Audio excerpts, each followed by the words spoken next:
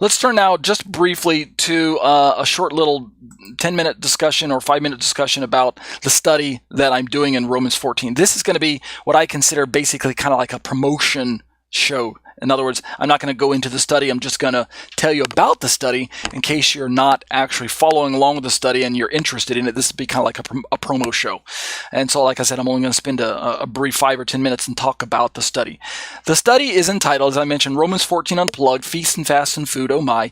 I named it Unplugged owing to the idea that originally I didn't have any scripted information such as a commentary.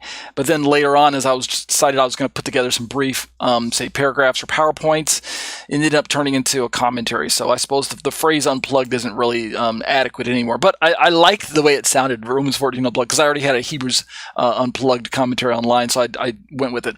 Feasts and fasts and food, oh my. In my understanding of this particular passage in Romans 14, the Apostle Paul is discussing an important socio-religious topic to his readers that he's going to, of course, visit one day, hopefully. He's writing his letter in advance, the letter to the book of Romans, of course, which is his longest letter to date, and what many theologians refer to as his kind of his magnum opus, his masterpiece in theology, systematic theology, really. It's just a wonderful book. It's my second favorite book of the Bible, right behind Galatians.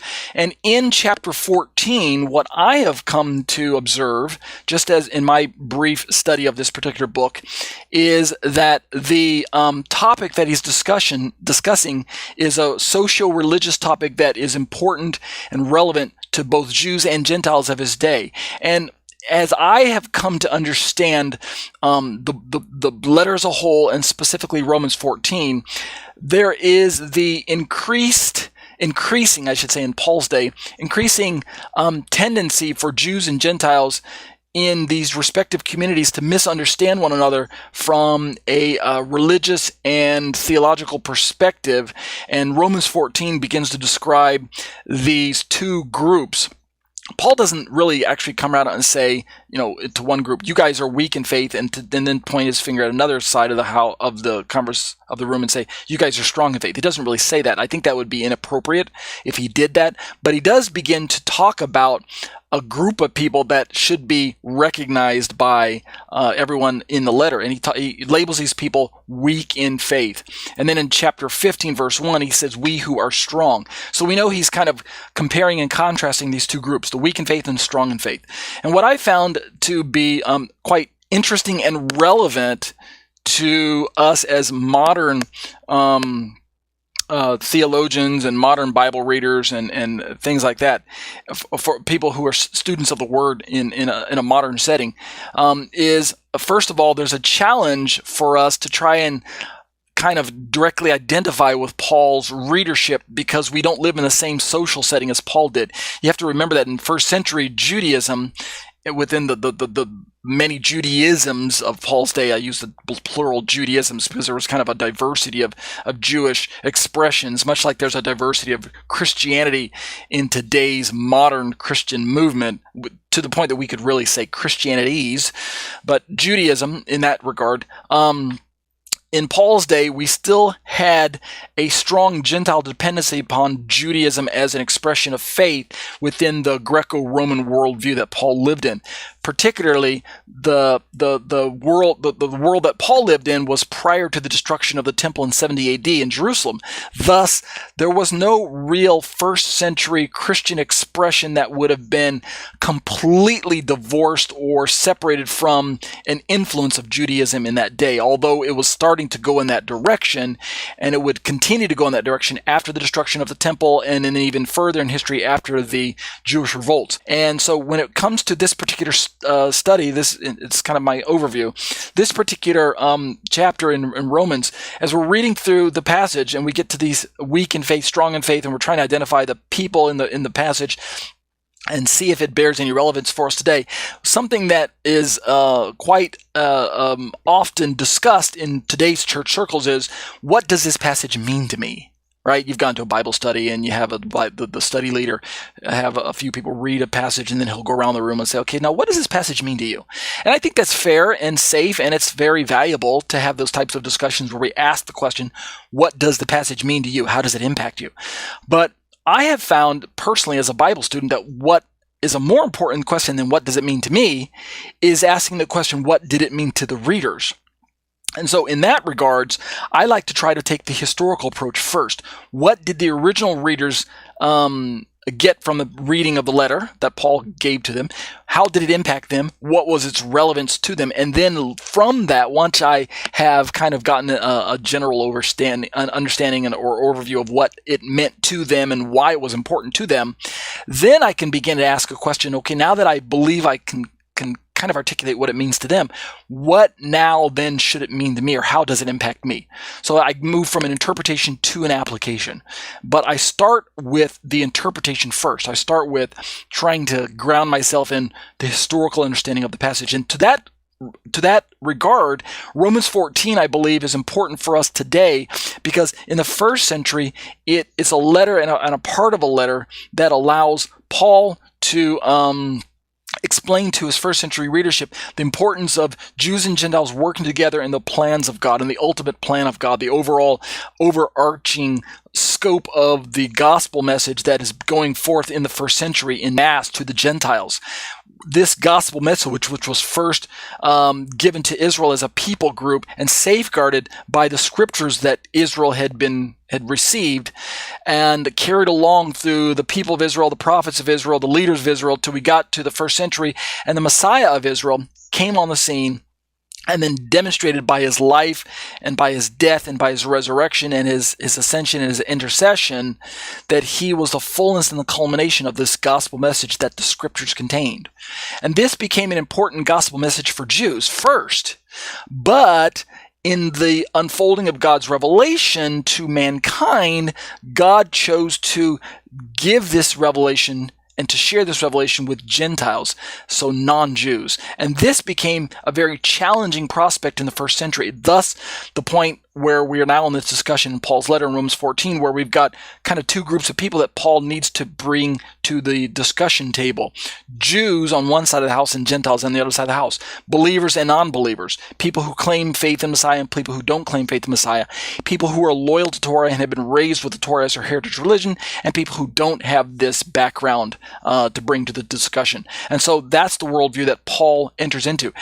When we fast forward to today's 21st century, like we are in today, it's easy for us in Christian communities to lose sight of the fact that Paul wrote within a community setting that was still very much connected to its Jewish and synagogal counterparts and communities that had formed the backbone to even the Christian communities that were growing in Paul's day. And the point I'm trying to make is that today, most evangelical Christians are probably not even going to have a chance to have a well-meaning dialogue with an unbelieving Jew, just because the two communities are separated by their socio-religious belief systems. Rabbinic Judaism prefers to live on one side of the street. Evangelical Christianity prefers to live on the other side of the street, and neither one of these two communities really like to cross the street and talk to one another. We have smaller systems in place,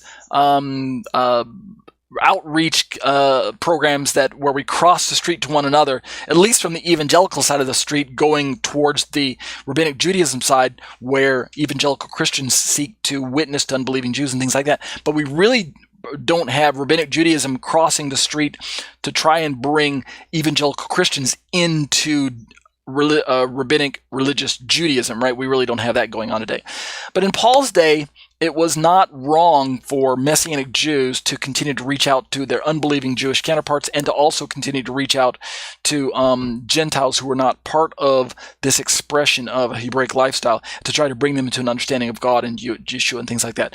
Again, in Paul's day, these are questions that were closer to home. Who are the brothers in Paul's day? Who are the Christians that were free to worship any God any day of the week? And is that really the discussion in Romans 14? What exactly does nothing is unclean in of itself imply? I ask these questions in my study. How can we make for peace and mutual building? What does everything is indeed clean mean? And how do we keep the faith that we have between ourselves and God? And then the overarching question that we kind of been working on as I'm drawing this part of my study to a close is, who are the weak in faith? Let me just tell you, in closing, the traditional Christian perspective feels that the weak in faith are actually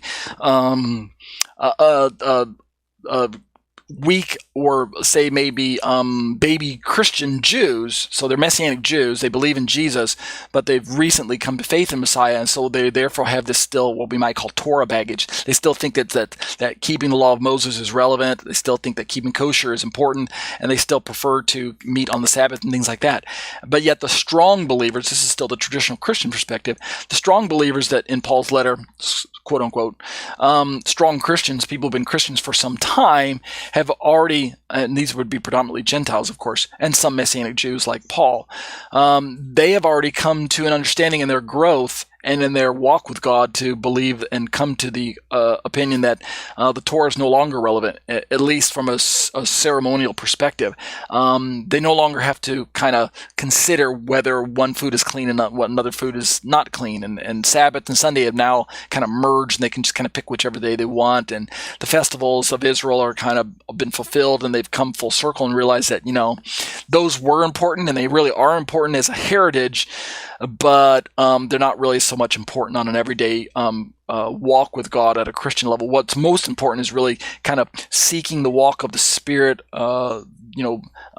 focusing on what it means to be a child of God and to learn the law of Christ and to love our fellow neighbor and to kind of focus on those things rather than all these external religious things like Judaism still focuses on. And that's the perspective of your average Christian theologian today. Not trying to disparage that position, but I think there's a better way to understand the passage.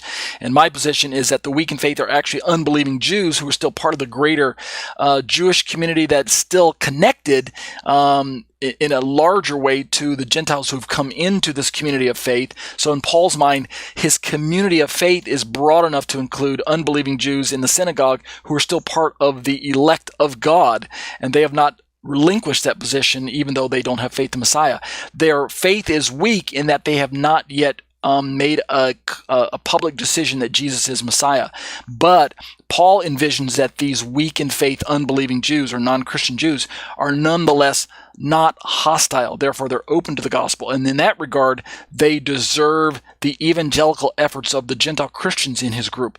Thus, the Gentile Christians owe it to themselves to not take a position that would continue to push these stumbling Jews over the edge to the place where they would reject Messiah verbally and wholeheartedly, and therefore would push them in a place where they would be hardened against the gospel. Paul is admonishing the Gentile Christians in his letters to continue to take a stance of humility and servanthood so that they can continue to be in a place where God can use them to reach out to unbelieving, stumbling Israel. Amen? Amen.